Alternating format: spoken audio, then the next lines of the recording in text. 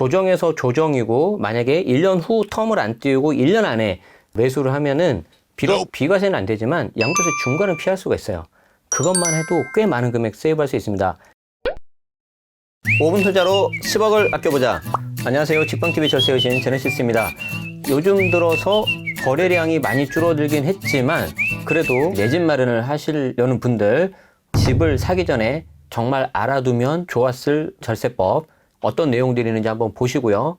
꼭 미리 사전에 숙지하신 다음에 계약을 진행하시면은 분명히 좀 도움이 될 거라고 생각합니다. 시작해 보겠습니다. 부동산 세금은 크게 세 가지가 있습니다. 취득 단계, 보유 단계, 양도 단계. 그런데 솔직히 보유세 같은 경우에는 와닿지가 않아요. 집을 가지고 있다가 한 1년 정도 지나면 그때 이제 고지서가 날라오니까 게다가 특별한 경우가 아니라면은 종부세를 그렇게 아주 많이 내거나 그렇지도 않아요. 그럼 이제 이 취득세가 요즘에 재밌습니다. 왜 그러냐면 내가 취득세 세금을 내야지 나한테 이게 명의가 온전히 넘어오거든요. 처음부터 곧바로 내는 세금이란 말이에요. 내가 잘못하더라도 뭔가 바로잡을 수 있는 시간이 없습니다. 그래서 의외로 여기서 많이들 실수를 하시는데 이 취득세, 양도세 양쪽을 이제 다 아셔야 된다. 그 말씀을 좀 드리고 싶습니다. 결론은 뭡니까? 매수하기 전에, 매도하기 전에 반드시 꼭 내용 확인하시고 진행하셔야 된다라는 겁니다. 제가 첫 번째로 말씀드리고 싶은 거는 이 무주택자이신 분들은요. 세금에 대해서는 적어도 신경 쓰실 게 없습니다. 왜 그러냐면 보세요. 일단 취득세는 기본세율입니다. 기본세율. 내가 0에서 1로 가는 거기 때문에 그냥 기본세율 적용이 돼요. 두 번째, 보유세도 거의 이슈가 없어요. 재산세는 누구나 내는 거니까 그냥 내야 되는 거고요. 종부세 같은 경우에는 기준시가가 공동명의라면 12억이 넘어줘야 되거든요. 그리고 12억 넘으면 조금 나오긴 하지만 폭탄이 되고 그러진 않아요. 그렇다면 무슨 말이에요? 종부세는 안 내도 된다는 거죠. 마지막 양도세. 양도세는 안 팔면 그만이에요. 무주택자가 집을 산다는 거는 거의 90% 이상은 실수요로 보는 건데 실수요자라면은 내가 집값이 좀 오른다고 곧바로 팔거나 그런 일은 많이 없겠죠. 그리고 설령 판다고 하더라도 2년 이상 보유 또는 거주하면은 어지간하면 비과세 다 받을 수가 있습니다. 그렇기 때문에 양도세도 별로 걱정 안 해도 된다. 결론은 무주택자라면은 세금에 있어서는 크게 신경을 안 써도 된다. 무주택자 분들이 오히려 걱정해야 되는 거는 바로 대출이죠. 내가 소득 능력이 되고 상환 능력 자신 있고 나는 내 집을 갖는 게 좋은데 대출이 안 나오잖아요, 지금. 그리고 대출이 되고 내가 현금이 있다고 하더라도 언제 사냐, 어디에 살 거냐, 어떤 물건을 살 거냐, 이거는 의사결정에 대한 문제라서 좀 쉽지가 않겠죠. 잘 생각하셔서 하시되 세금적인 측면에서는 별로 걱정할 건 없다. 이 말씀을 드리고 싶습니다. 두 번째, 내가 이제 만약에 집을 한 채를 샀다고 해요. 그리고 나서 이제 갈아타기를 하든지 아니면 자산을 주택으로 구입하고 싶으신 분들은 두 번째 집을 사실 때는 가급적 1년 후에 사시는 게 좋습니다. 왜 그러냐면 기본적으로 일시적 2주택 비과세를 받기가 편해요. 지금 이 그림을 보시면 내가 A주택 갈색집을 사고 나서 B주택을 살 때 2017년 6월 그리고 2018년 7월이지 않습니까? 1년 이상 텀을 갖고 난 다음에 매수하시는 게 좋아요. 그리고 나서 3년 안에 혹은 조정에서 조정이라면은 1년 안에 매도, 1년 안에 전입. 어쨌든 내가 일시적 2주택 비과세를 하려면은 나중주택을 살 때 1년이라는 텀이 좀 있어야 됩니다. 그리고 현실적으로 이 그림처럼 A주택을 사고 나서 B주택을 또 산 다음에 일시적으로 2주택을 유지한 상태에서 기존 주택을 파는 경우는 일시적 2주택 비과세가 아니에요. 그렇기 때문에 3년이냐 2년이냐 1년이냐 이런 거 신경 안 써도 돼요. 그래서 그런 경우에 오히려 내가 시간을 좀 벌 수 있어서 비과세를 충분히 받을 수 있는 경우도 있으니까 그것도 잘 알아보시면 좋을 것 같아요. 다시 돌아와서 1년 후 매수가 유리하다고 말씀드렸는데 조정에서 조정으로 가는 경우는 어때요? 이 경우에는 강화된 일시적 2주택 비과세 요건이 적용되니까 1년 안에 종전주택을 팔아야 되고 또 1년 안에 신규주택 전입까지 해야 되죠. 그런데 내가 이거를 1년 안에 팔아야 되는데 기존 주택이 1년이 안 된 상태에서 내가 사버리면 비과세 자체가 안 돼버리잖아요. 그렇기 때문에 약간 텀을 길게 잡아주시는 게 좋다. 세 번째 팁입니다. 신규 주택, 1주택 이상이라고 이제 가정을 해봐요. 기존 종전주택이 있고 그 다음에 신규 주택을 내가 취득을 하는데 신규 주택 취득 당시가 중요해요. 자, 이건 무슨 말이냐면 일시적 2주택 비과세 하는 데 있어서 말씀을 드리는 겁니다. 일시적 2주택 비과세, 특히 조정에서 조정으로 가는 경우에는 먼저 있었던 집이 종전주택, 나중에 사는 집이 이 신규주택인데 이 신규주택을 취득했을 당시에 그 여건이 굉장히 중요합니다. 무슨 말이냐면 종전, 신규 모두 조정인 경우에 강화된 규정이 적용이 돼요. 그러니까 나중에 종전주택이 비조정에서 조정으로 바뀐다 하더라도 이 나중에 사는 이 신규주택 있죠. 이 신규주택을 취득할 때 종전주택이 아직 안 바뀌고 비조정이라면 그냥 3년이란 거예요. 잘 체크하시고요. 그리고 신규주택을 취득했을 때 양쪽 둘 다 조정인데 이 취득 시기에 따라서 또 매도하는 기간이 달라져요. 그 그림이 이거죠. 조정에서 조정으로 가는데 신규주택이 2018년 9.13 이전 그 전에 취득했다. 그러면 3년이고요. 2018년 9월 14일부터 2019년 12월 16일까지 그러면 2년.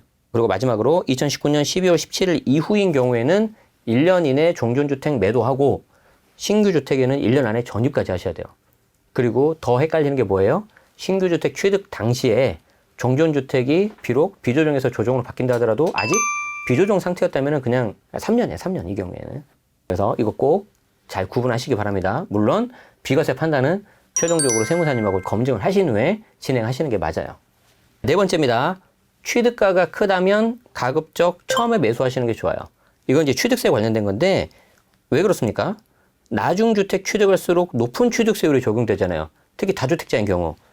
왼쪽이 종전에 있었던 취득세율 규정인데 오른쪽이 이제 다주택자 및 법인 같은 경우에 취득세 중과가 들어가는 거예요. 법인 같은 경우는 조정 비조정 상관없이 무조건 12% 취득세율이 곧바로 적용이 되고 주택을 샀을 때 개인 같은 경우에는 조정 비조정 나누되 2주택 이상부터 8%, 3주택 12%, 8% 이렇게 적용이 되잖아요. 세대 기준 주택수로. 그래서 다주택인 경우에는 취득세가 올라갈 수 있기 때문에 어떤 사정에 있어서 주택을 2채 이상 사야 된다. 그러면은 비싼 주택을 먼저 사가지고 1에서 3% 받는 게 낫잖아요. 그쵸? 제가 예를 들어 볼게요.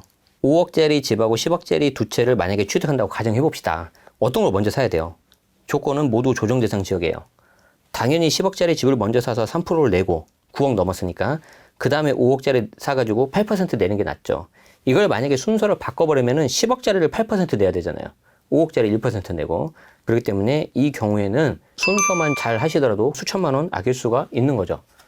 만약에 중간에 오피스텔이나 조합원 입주권이 들어가면 어떻게 될까요? 오피스텔 자체는 취득세 중과가 안 돼요. 아주 일부 중과되는 거 빼놓고는. 조합원 입주권 같은 경우에는 관리처분 인가가 나고 나서 지방세, 취득세에 있어서는 건물이 멸실까지 끝나야 됩니다.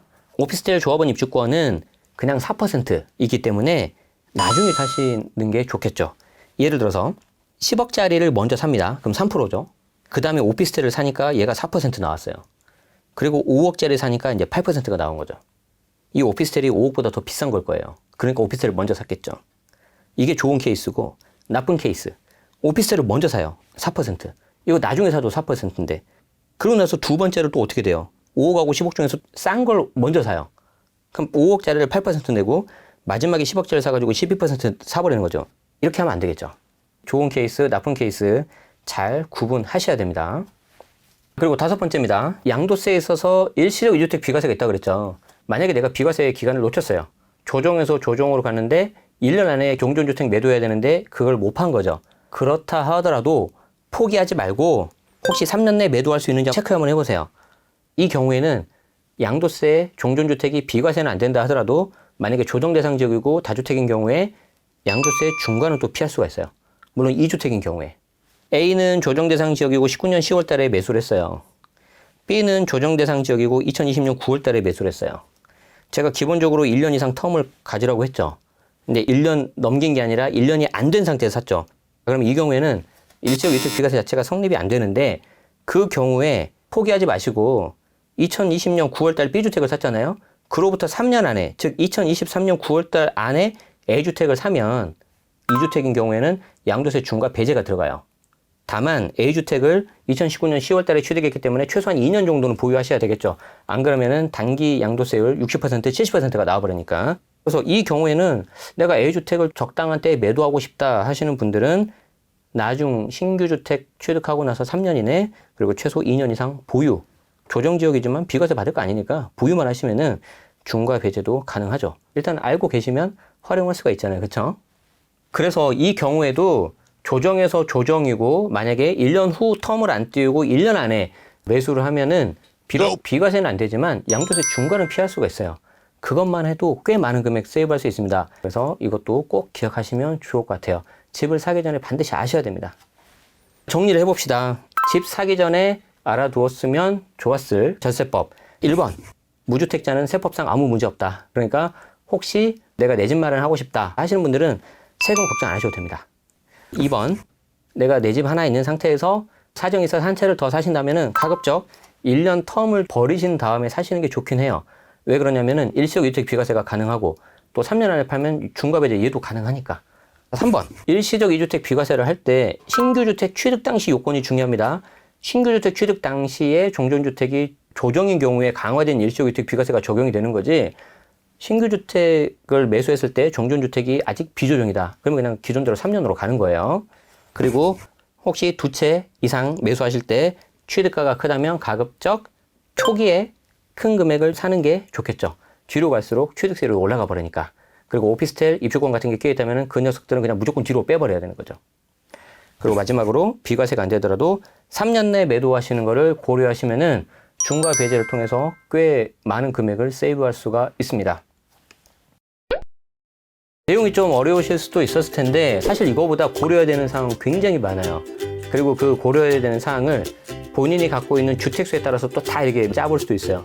너무 많겠죠. 그런데 앞에 내용을 다 모르시더라도 이거 하나만 기억하시면 됩니다. 계약서 쓰기 전에 반드시 세무사님과 상담하시면 됩니다.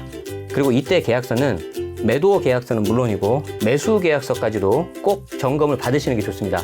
특히 이 취득세가 굉장히 많이 어려워져가지고 조심하셔야 되고요. 처음에 내는 세금이기 때문에 나중에 어떻게 내가 번복할 수 있는 그런 게 많이 없습니다. 꼭 기억을 하시면 좋겠습니다. 이거 하나만 기억하셔도 앞에 내용 다 모르셔도 괜찮습니다. 덧붙여서 지금까지 직방TV 절세의신을 통해서 지난 3년 동안 많은 정보를 드렸는데 그 중에는 제 부족한 것 때문에 조금 잘못 전달된 부분도 있었을 것입니다. 하지만 많은 여러분들이 관심과 응원, 사랑해 주셔서 너무 감사드리고요. 다음에 더 좋은 모습으로 뵙기를 바라겠습니다. 앞으로도 저희 직방TV 많이 구독해 주시고 애청해 주시면 고맙겠습니다. 그동안 감사했습니다.